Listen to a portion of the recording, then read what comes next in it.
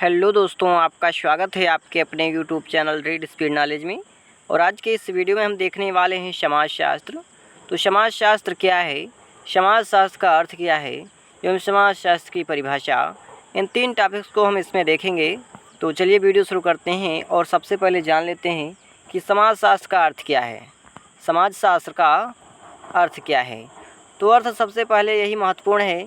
कभी भी क्वेश्चन पूछा जाए तो सबसे पहले अर्थ ही लिखना है कि समाजशास्त्र वह विज्ञान है, समाजशास्त्र वह विज्ञान है जो सामाजिक संबंधों का व्यवस्थित अध्ययन करता है। यानी समाजशास्त्र वह विज्ञान है जो सामाजिक संबंधों का व्यवस्थित अध्ययन करता है। समाजशास्त्र समाज का ही एक विज्ञान है, समाजशास्त्र समाज का ही एक विज्ञान है। यह एक नवीन सामाजिक विज्ञान है, यानी ये नया सामाजिक विज्ञान है, यानी समाज से संबंधित ये नवीन विज्ञान है।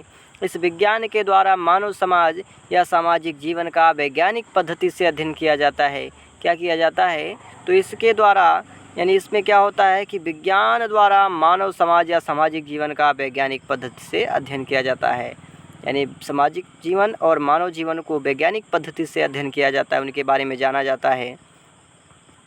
शब्द यानी शाब्दिक अर्थ की दृष्टि से यदि देखा जाए, शाब्दिक अर्थ की दृष्टि से यदि देखा जाए तो समाजशास्त्र दो शब्दों से मिलकर बना है। समाजशास्त्र दो शब्दों से मिलकर बना दिखाई देता है। पहला है समाज यानी सोसाइटी, दूसरा है साइंस यानी शास्त्र यानी समाजशास्त्र। इसको क्या कहते हैं इंग्लिश में, सोशियोलॉजी। क्या कहते हैं इंग्लिश में, सोशियोलॉजी कहते हैं।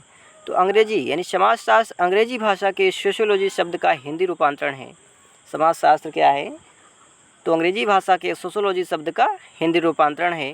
दूसरे शब्दों में सोशियोलॉजी दो शब्दों के योग से बना है, यानी दूसरे शब्दों में सोशियोलॉजी दो शब्दों के योग से बना है, जिसमें पहला है सोशियस।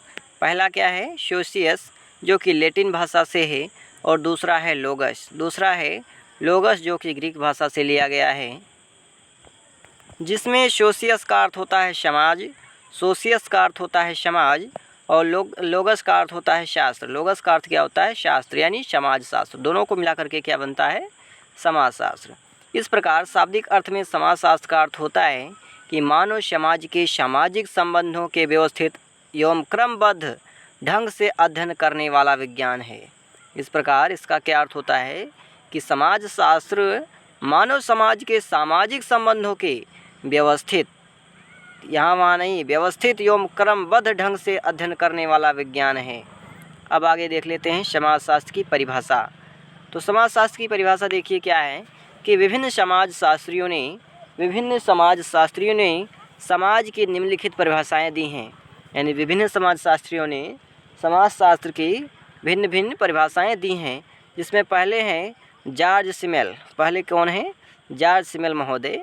इनके शब्दों में समाजशास्त्र सामाजिक संबंधों के स्वरूपों का अध्ययन करता है। यानी सबसे सरल ये परिभाषा है, उसको आप बहुत ही आसानी से याद कर सकते हैं कि जॉर्ज सिमेल के शब्दों में समाजशास्त्र सामाजिक संबंधों के स्वरूपों का अध्ययन करता है। क्या करता है, तो समाजशास्त्र सामाजिक संबंधों के स्वरूपों का अध्ययन करता है।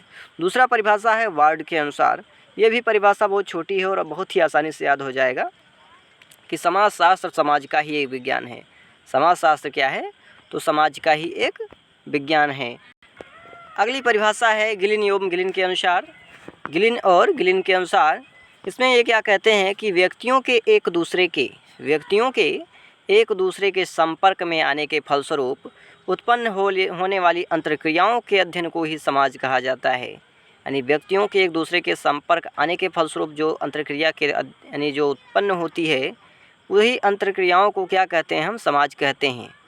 फिर से एक बार, यानी व्यक्तियों के एक दूसरे के संपर्क में, यानी एक दूसरे के संपर्क में व्यक्ति आते हैं, उसके फलस्वरूप जो क्रिया यानी उस फलस्वरूप जो उत्पन्न होने वाली अंतर्क्रिया है, उसी के अध्ययन को हम क्या कहते हैं, समाज कहते हैं। दूसरी परिभाषा है गिंगरिच के अनुसार।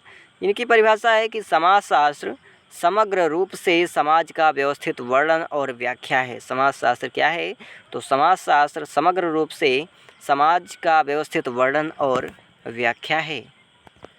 चलिए अब इसके बाद देख लेते हैं समाजशास्त्र की प्रकृति क्या है। प्रश्न है कि समाजशास्त्र के प्रकृति की विवेचना कीजिए। समाजशास्त्र के प्रकृति की विवेचना कीजिए। तो इसमें देखिए कैसे इसको लिखा जाएगा। तो इसको ऐसे लिखना है कि समाजशास्त्र एक विज्ञान है। समाजशास्त्र क्या है? एक विज्ञान है। यद्यपि समाजशास्त्र की प्रकृति के बारे में विद्वानों में मतभेद है। ये बहुत ही आसानी से लिख सकते हैं, क्योंकि ये आपने हिंदी में भी कई जगह ऐसा लिखा है कि कुछ विद्वानों का मतभेद है या में मतभेद है। तो उसी प्रकार से आप इसको भी लिख सकते हैं कि यद्यपि समाजशास्त्र की प्रकृति के बारे में विद्वानों में मतभेद है, तथापि अधिकांश विद्वान इसे विज्ञान ही मानते हैं। यानी समाजशास्त्र की प्रकृति को लेकर के जो विद्वान हैं उनमें मतभेद है कि इसकी प्रकृति वैज्ञानिक है या सामाजिक है, कैसी है, किंतु फिर भी अधिकांश विद्वान इसे विज्ञान ही मानते हैं कि समाजशास्त्र क्या है? विज्ञान ही है। क्योंकि समाजशास्त्र के जनक अगस्त काम्टे ने इसे विज्ञान की रानी, क्वीन ऑफ साइंस के रूप में प्रतिपादित करने का प्रयास किया है। यानी समाजशास्त्र के जनक कौन हैं? तो अगस्त काम्टे हैं। इन्होंने इसे विज्ञान की रानी के रूप में परिभाषित करने का प्रयास किया है। विज्ञान के तत्वों के आधार पर यदि देखा जाए, यानी विज्ञान के तत्वों के आधार पर भी यदि देखा जाए तो समाजशास्त्र का मूल्यांकन किया जाए तो हम देखेंगे कि वह एक विज्ञान सिद्ध होता है। क्या होता है? एक विज्ञान सिद्ध होता है। इसे निम्नांकित आधारों पर विज्ञान कहा जाता है। यानी इसके कुछ प्रमाण भी दिए गए हैं कि विज्ञान क्यों कहा जाता है। तो इसे निम्नांकित आधारों पर विज्ञान कहा जा सकता है, जिसमें पहला है कि समाजशास्त्र में वैज्ञानिक पद्धति का प्रयोग होता है। समाजशास्त्र में वैज्ञानिक पद्धति का प्रयोग होता है। समाजशास्त्र में वैज्ञानिक पद्धति द्वारा ज्ञान का संकलन किया जाता है। यानी समाजशास्त्र में वैज्ञानिक पद्धति द्वारा ज्ञान का संकलन किया जाता है। समाजशास्त्र सामाजिक घटनाओं और सामाजिक प्रक्रियाओं का विज्ञान है। यानी समाज में जो घटनाएं घटती हैं, जो प्रक्रियाएं होती हैं, उन सभी को समाजशास्त्र में पढ़ाया जाता है, समाजशास्त्र में मिलते हैं आपको। तो इसीलिए कहते हैं कि समाजशास्त्र सामाजिक घटनाओं और सामाजिक प्रक्रियाओं का विज्ञान है, क्योंकि समाज के बारे में बहुत कुछ उसमें अध्ययन करने को मिलता है। अतः इनके अध्ययन के लिए एक निश्चित तथा वैज्ञानिक पद्धति का विकास करता है, जिसके आधार पर अपने वैज्ञानिक तथ्यों का अध्ययन करता है। इसके मुख्य गुणात्मक विधि सांख्यिकी विधि, ऐतिहासिक विधि, तुलनात्मक विधि तथा प्रयोगात्मक विधि भी लागू होती है। यानी विज्ञान हम ऐसे ही नहीं कह सकते इसमें, बल्कि इसमें देखिए जो गुणात्मक विधि है, सांख्यिकीय विधि है, ऐतिहासिक विधि है, तुलनात्मक विधि है, प्रयोगात्मक विधि है, इन विधियों के अनुसार भी हम इसका आकलन करते हैं, इसीलिए हम इसको विज्ञान कह सकते हैं। अब समाजशास्त्र की प्रकृति के बारे में जो दूसरा मत है कि समाजशास्त्र कार्य कारणों के संबंध की व्याख्या करता है। समाजशास्त्र क्या करता है? तो कार्य कारणों के संबंध की व्याख्या करता है। समाजशास्त्र कार्य कारण संबंध की खोज करता है।